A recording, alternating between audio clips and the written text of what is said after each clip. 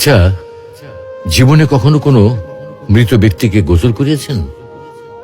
যদি কখনো সুযোগ হয় তাহলে সেই মৃত ব্যক্তিকে গোসল করাবেন। তখন খুব কাছ থেকে দেখবেন মৃত মানুষের দেহটা কতটা অসহায় লাগে, মৃত্যুর পরে মানুষের দেহ কতটা ভয়ের কারণ হয়ে দাঁড়ায়। সুযোগ পেলে রাতে লাশটা পাহারা দেবেন, তখন বুঝতে পারবেন প্রিয় মানুষটার লাশ রাতের বেলায় আপনার কাছে কতটা অদ্ভুত লাগে, কতটা ভয়ের কারণ হয়ে ওঠে, কতটা আতঙ্কের কারণ হয়ে যায়।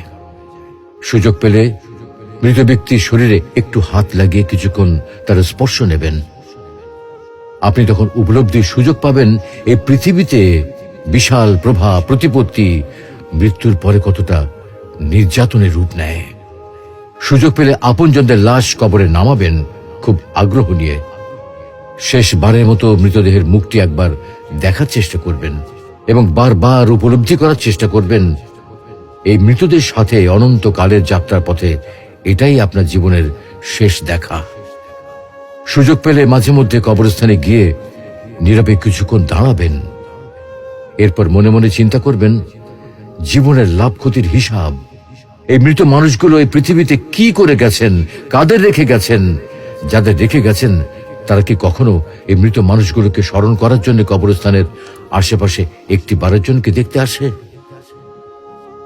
আমাদের জীবনটা বড় অদ্ভুত, বৈচিত্র্যময়।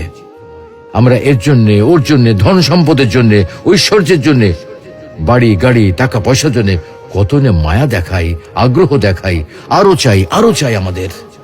অথচ এই জীবনে আমরা মৃত্যুর কথা না ভেবে, পরকালের জবাবদিহির কথা না ভেবে কিভাবে আরো সম্পদ অর্জন করতে পারি সেই চিন্তায় বিভোর থাকি। হায় রে জীবন, এখনো সময় আছে, ফিরে আসুন মহান রবের দিকে।